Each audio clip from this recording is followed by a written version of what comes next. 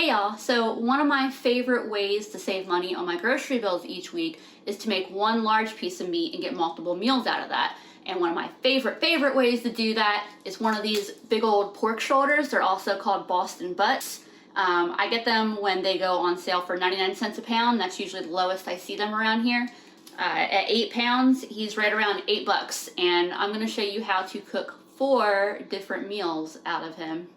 I've got my cast iron with some oil heating up on the stove, and we're gonna go ahead and get this guy out of the packaging. All right, so right now he's pretty big to be going into the pressure cooker.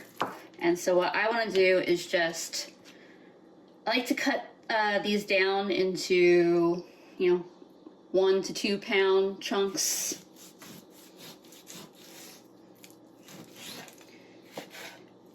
I don't really need to be too exact.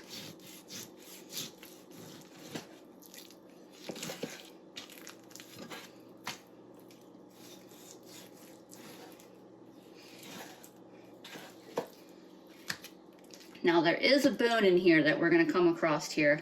He's right here. You really don't have to worry too much about how you're cutting it, or at least I don't worry too much about it. And I have never made one that did not taste absolutely delicious.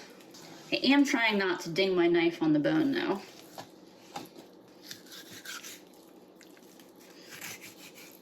All right, I think there's enough connecting the meat here to the bone that I'm just gonna leave this piece as is. Get some salt on them, some pepper, garlic powder, and just a little bit of cayenne for good measure.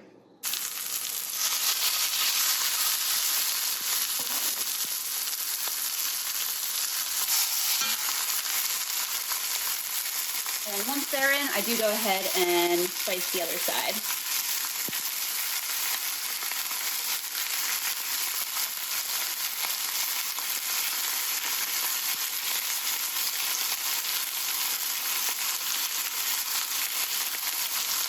And then if you've cooked large pieces of meat like this, you know that we're not actually trying to cook the meat right now. We're just trying to get a real nice brown sear on the outside. The pressure cooker is going to do all the actual cooking and make sure that it reaches a safe temperature to eat and get that real good, just falling apart level of doneness. And I think the biggest thing when you're browning meat like this is not picking it up too soon. I know it's easy to be afraid that you're gonna overcook it, that you're gonna leave it on there for too long, but it's better to let it just stay there in contact with the pan.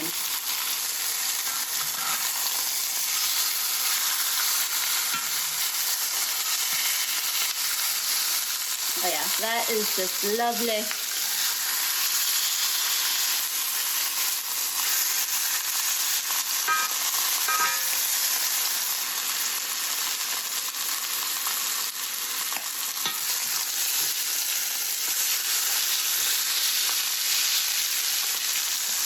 And as space becomes available, I'm just going to go ahead and keep adding pieces of meat into the pan.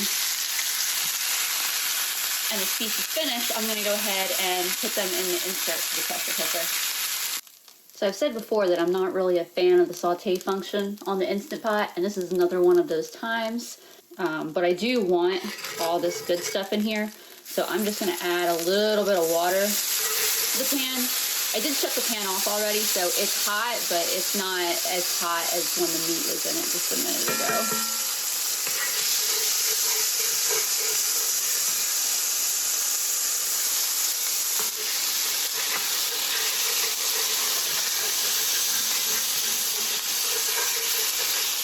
You could also use broth for this. I've done it with both broth and water. I have the 6-quart Instant Pot, and you can see that it's pretty full. I find that 7 or 8 pounds tends to be the ideal weight. I think I've made 9 pounds fit before by getting creative, but that is about the limit. You don't want to stuff it absolutely full. I'm going to take that pan of water with all the good bits that we just cooked and knocking into the camera and then my cabinet. I'm going to figure out a way to get this in here.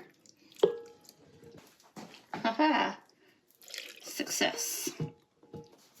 And even though it seems like that's a lot of stuff in there, that is all the water that it will need, all the liquid that it'll need to come to pressure. All right, heat is set for 75 minutes under high pressure. So the pressure cooker has gone off, but I like to let it release naturally for at least 10 or 15 minutes.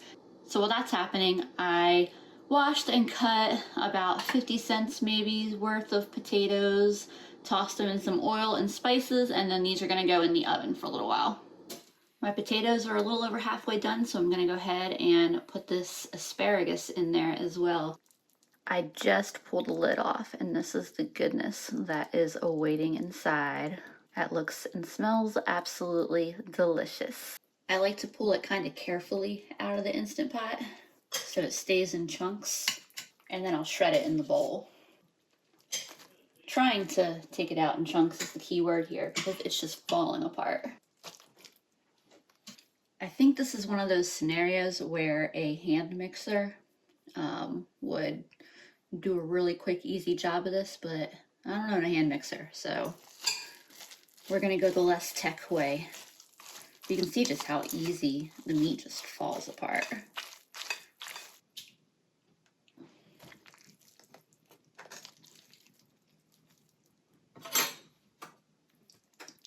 Look how clean that bone is.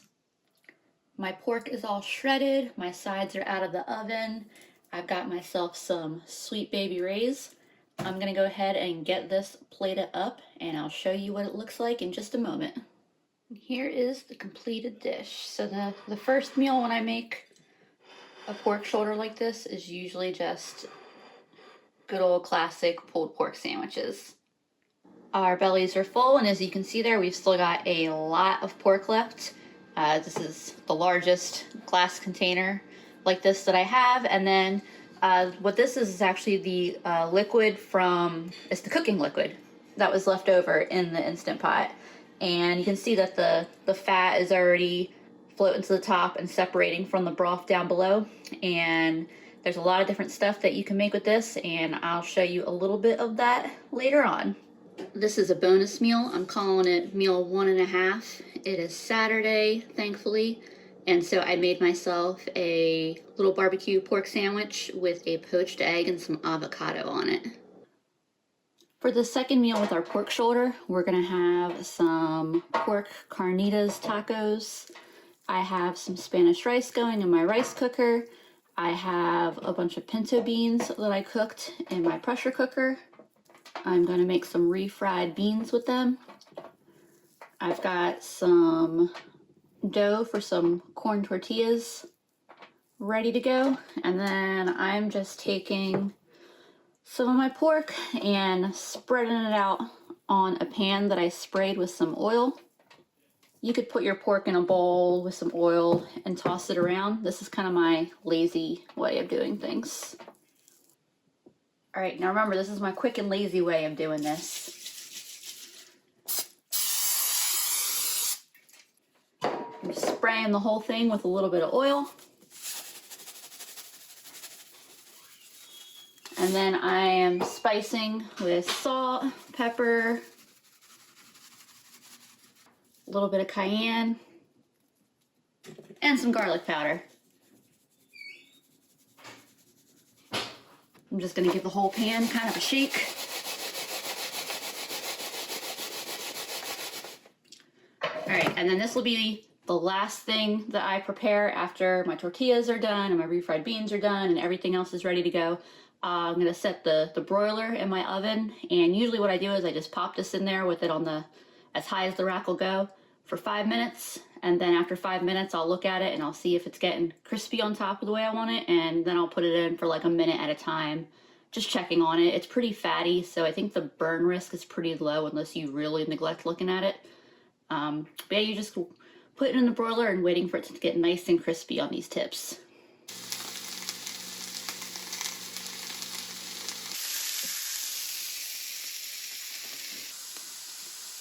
For my refried beans here, I'm just sauteing some garlic and some butter until it starts to brown, and then I'm going to start adding my refried beans, or my pinto beans. And then I'm going to mash them up. I used to do this with a fork, And then I got myself this KitchenAid food masher, and it's more than I would normally want to pay for something like this, except that I'm making refried beans and mashed potatoes and things like that so frequently, and I really wanted a nice quality masher, and this thing has been worth every penny. And it wasn't really that much. I don't know what it was, 10, 15 bucks.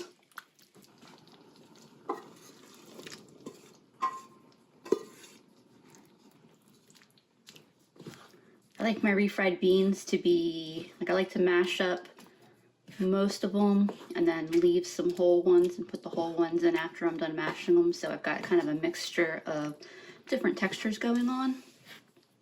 So I have here some of the liquid that we reserved from when we made the pork shoulder. And I'm actually gonna go ahead and just get a little bit of that in these refried beans. I think that'll be some really, really delicious flavor. And you'll see it's kind of gelatinous as it's cooled here, but it'll liquefy in the heat. So I'm just gonna stir this for a little bit and let a little bit of the moisture cook out so that way it's a little bit thicker. I've got my pork shoulder, seasoned pork shoulder in the oven right now under the broiler, so I'm gonna be ready to eat in just a few minutes here. Here's my pork shoulder that I just pulled out of the oven. All right, I'm gonna get everything plated up, but here is my full spread. There's Spanish rice, our pork shoulder, some tortillas in the back there, refried beans, and some onions and peppers. Here is my final finished plate of food. I am gonna go enjoy the heck out of this. The third meal we're gonna make is a shepherd's pie inspired pulled pork shepherd's pie.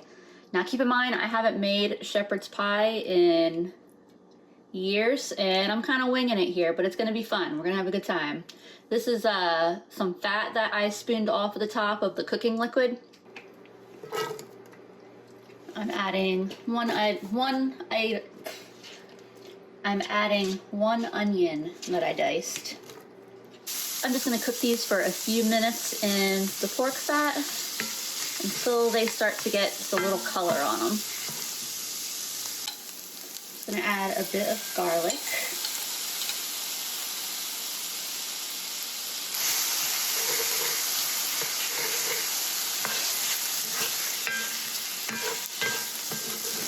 And then I'm gonna go ahead and add my pork.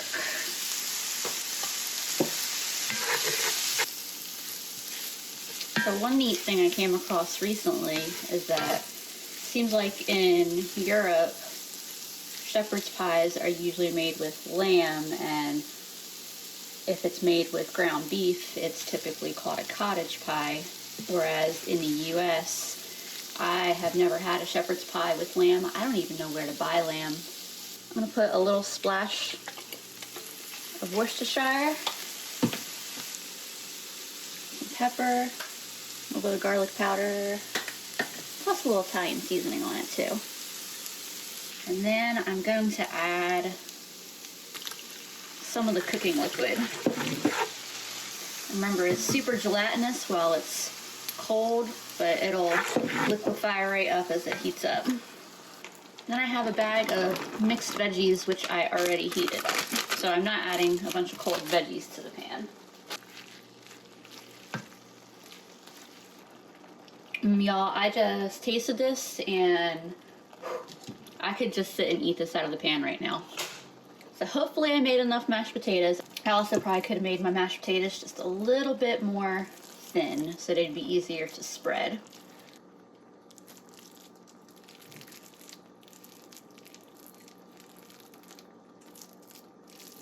Look how nice that looks. It fills the pan out perfect. I'm gonna go ahead and stick this in the oven for 20, 30 minutes. We'll go with 20 and we'll see how we like it. I have the rest of my jar of cooking liquid here, and I absolutely cannot resist the opportunity to make a gravy with it. To do that, I'm just gonna melt a couple tablespoons of butter. And I'm going to cook a couple of tablespoons of flour into that.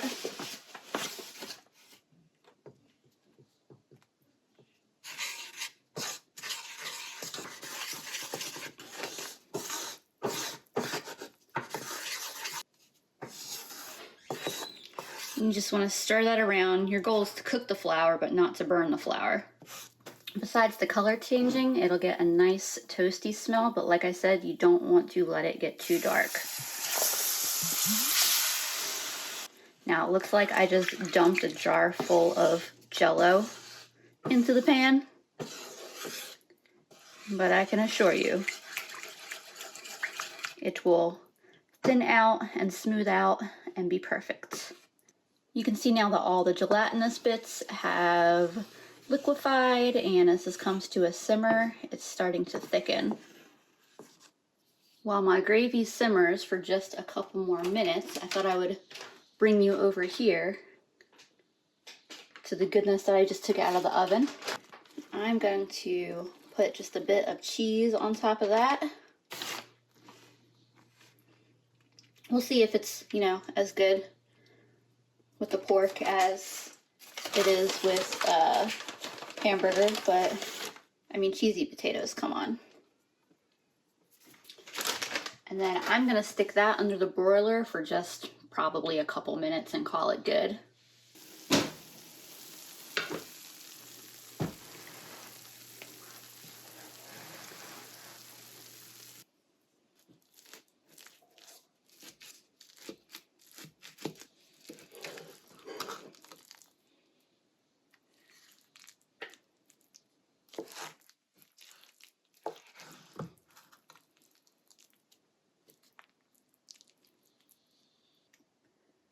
And here is before we add any gravy.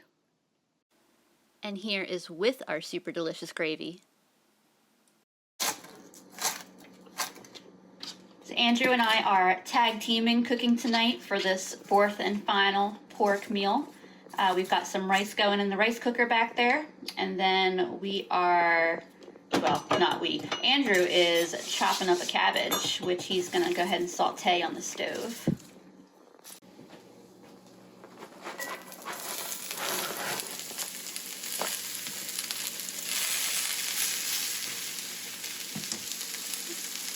And Andrew's just going to add some salt and sweat that down for a little while. I guess I should tell y'all what we're making too. We're going to have a gochujang pork and cabbage rice bowl. I think my favorite thing is that the more that I cook, the more comfortable I get. Just having fun with kind of on-the-fly recipes and trying things out. And that also makes it a lot easier to be flexible and adaptable with whatever groceries we have in the house, making sure that they get used up and, not being bound to what ingredients the recipe is supposed to have.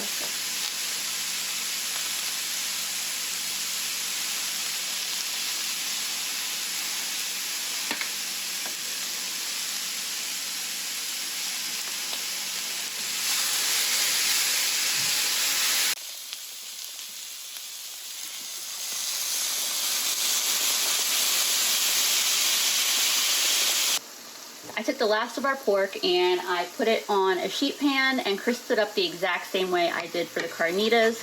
What I've got in the pan here, I'm going to make our gochujang sauce. I'm just sauteing a little bit of garlic in some oil.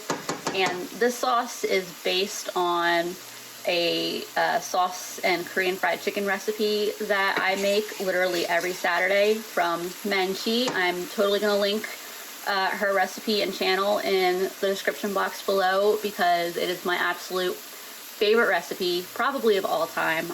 And I'm just kind of doing an on-the-fly half portion of this. So the real recipe is absolutely great. Definitely check her out.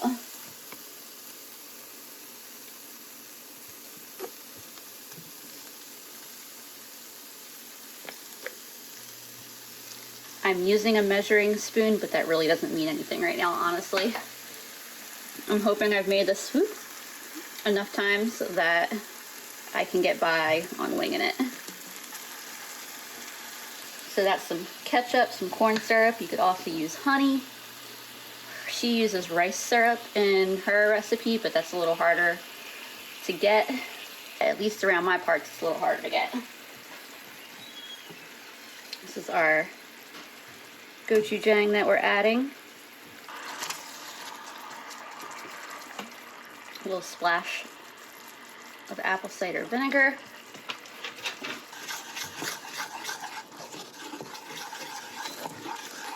Give that a good stir all together. This is the gochujang hot pepper paste that I get. I used to get it in the 1 pound tubs, and now I'm up to the 2 pound tubs, and they sell it in a like 6.5 pound tub, and that might be what I'm switching to next. So I'm gonna take my pork that I crisped up and just add that to the sauce. I have not done this before, but this sauce is magic. I can't imagine anything that doesn't taste good in this sauce. I was worried it might have been just a little bit too little sauce, but that actually looked like it's coating the pork perfect. It's really good. It's kind of like how a good barbecue sauce on pork is sweet and tangy and spicy. It hits those same notes, but in a completely different flavor profile. All right, so this is how the bowl turned out. I'm pretty excited to eat this. I've tasted everything individually. Now I'm excited to eat it all together. But yeah, so this was the final meal. I hope you enjoyed them. Let me know which one your favorite was. Andrew, which meal was your favorite? As of right now, the shepherd pie, but I haven't gotten into this yet. I don't know if you heard, but he was a really big fan of the shepherd's pie. He actually told me that I need to make that one again. So that one went over very well. But I haven't had this one yet. So hopefully this video gave you some ideas on some delicious things to do with a pork shoulder, encouraged you to be creative. I hope y'all eat some delicious recipes. Thanks for watching.